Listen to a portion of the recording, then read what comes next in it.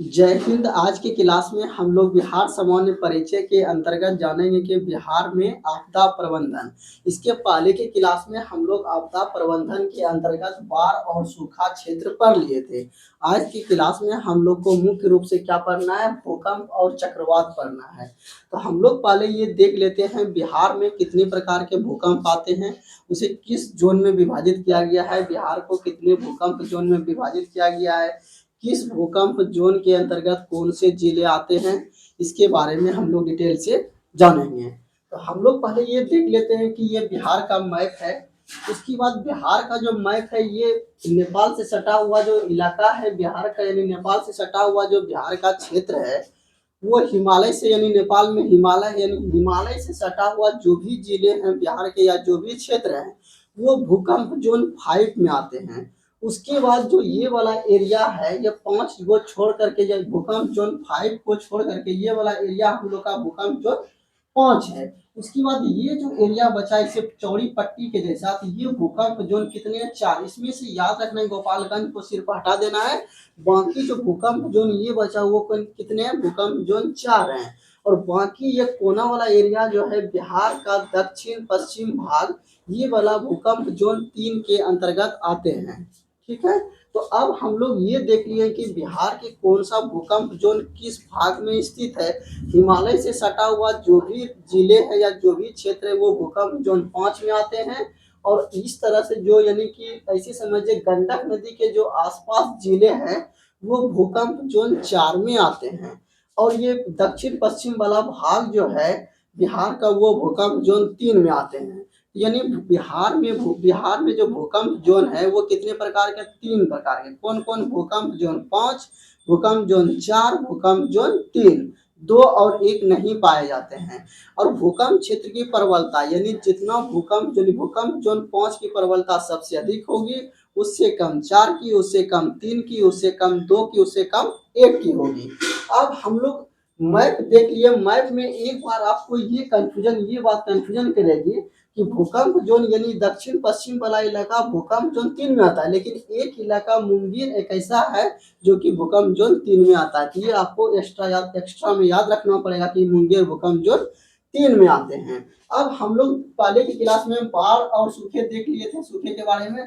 अभी क्या पढ़ेंगे, भूकंप जोन के बारे में पढ़ेंगे।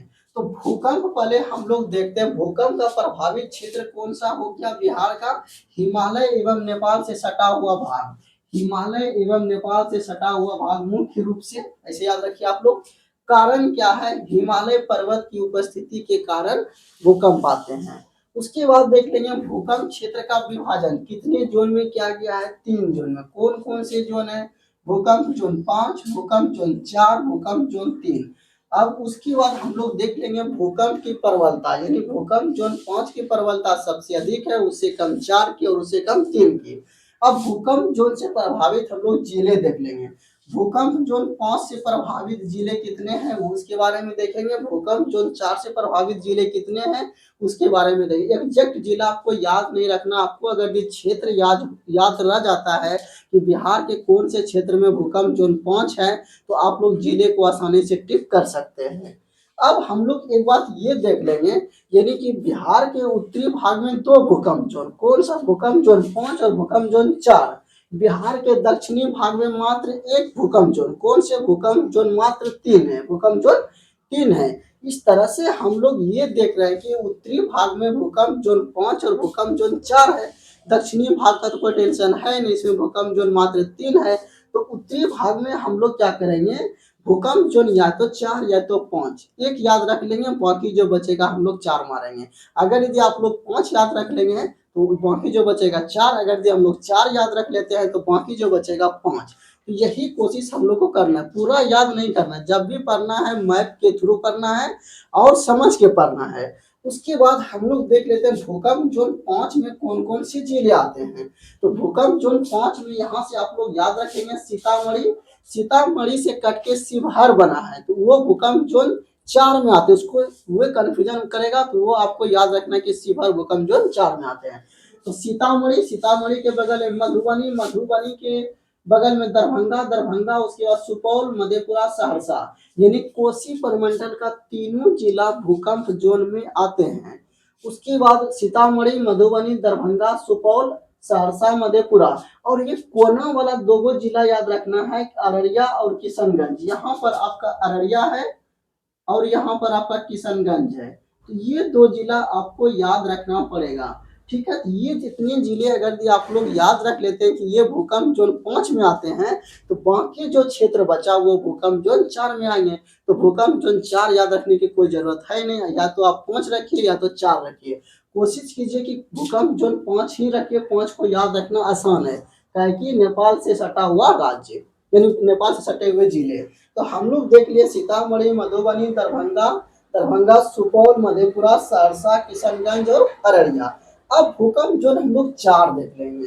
भूकंप जोन 4 में पश्चिम चंपारण, पूर्वी चंपारण आ गया, पश्चिम चंपारण, पूर्वी चंपारण, और सीतामढ़ी के नीचे यहाँ पर शिवहर, शिवहर के नीचे सिवान, सारण, उसके बाद यहाँ पर वैशाली, वैशाली के नीचे वैशाली, पटना। उसके बाद हम लोग देख लेंगे भूकंप जोन 3 में। भूकंप जोन 3 में उत्तर यानी कि दक्षिण पश्चिम वाला इलाका, इसमें से आपको ये पहाड़ी क्षेत्र याद रखना है, यानी कि दक्षिण के पठार वाला भाग, कैमूर, दक्षिण पश्चिम वाला भाग देख लेंगे, कैमूर, रोहतास, औरंगाबाद, गया, और ऊपर का 2 रख लेंगे बक्सर और भोजपुर। यानी कोना वाला क्षेत्र आपको याद रखना है, एक्स्ट्रा में एक मुंगेर याद रख लेना है।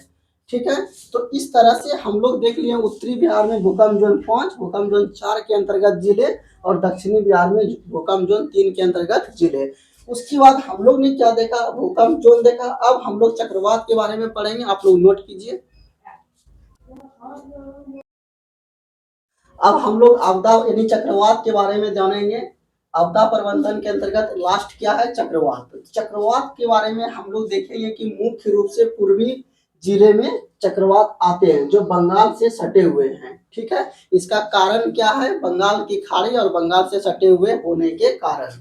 ठीक है, उसके बाद हम लोग देखेंगे कि प्रभावित जिले, तो पूर्वी में भाग में कौन कौन से जिले आते हैं, अररिया, किशनगंज, पूर्णिया, कटिहार, और एक नीचे वाला भागलपुर आप लोग जोड़ देंगे। ठीक है, अररिया, किशनगंज, पूर्णिया, कटिहार, यानी पूर्णिया प्रमंडल और एक भागलपुर का जिला जोड़ देंगे, तो टोटल हो गया 5 जिला लगभग। अब सेंदाई फ्रेमवर्क और ब्याज। सेंदाई फ्रेमवर्क क्या है, तो आपदा से यानी संबंधित या किससे है, तो आपदा जोखिम में कमी लाना। आपदा जो होते हैं, भूकंप हुआ, बाढ़ है, इसमें कैसे कमी लाया जाए, उसका सम्मेलन है आप सेंदाई फ्रेमवर्क। सम्मेलन किसका है, तीसरा संयुक्त राष्ट्र विश्व शिखर सम्मेलन में बताया गया कि कैसे आपदा में जोखिम को कम करना है। उसके लिए सेंदाई फ्रेमवर्क के सम्मेलन जो हुआ था, तीसरा सम्मेलन, उसमें 7 प्रमुख लक्ष्य को अपनाया गया। क्या करना है इसके बारे में बताया गया है। अब हम लोग देखेंगे सम्मेलन, तीसरा संयुक्त राष्ट्र विश्व शिखर सम्मेलन कब हुआ, तो 15 मार्च, यानी कि मार्च 2015 में, ऐसे याद रखेंगे। सेंदाई फ्रेमवर्क कब हुआ, मार्च 2015 में। सेंदाई फ्रेमवर्क के कितने प्रमुख लक्ष्य हैं, तो 7 प्रमुख लक्ष्य हैं। 7 प्रमुख लक्ष्य को भारत ने कब अपनाया, 1 साल के बाद, यानी 2016 में। 2015 में सम्मेलन हुआ, 2016 में अपना लिया। अब सेंदाई फ्रेमवर्क को अपनाने वाला भारत का पहला राज्य कौन बना, बिहार। ये आप लोग नोट करेंगे। अब हम लोग इस तरह से देखें कि आपदा, बिहार में आपदा प्रबंधन के अंतर्गत बाढ़, सूखा, भूकंप, चक्रवात सभी को विस्तार से जाने। अब हम लोग इसके बारे में देख लिए सब। उम्मीद है कि आपको अच्छी लगी होगी वीडियो। धन्यवाद।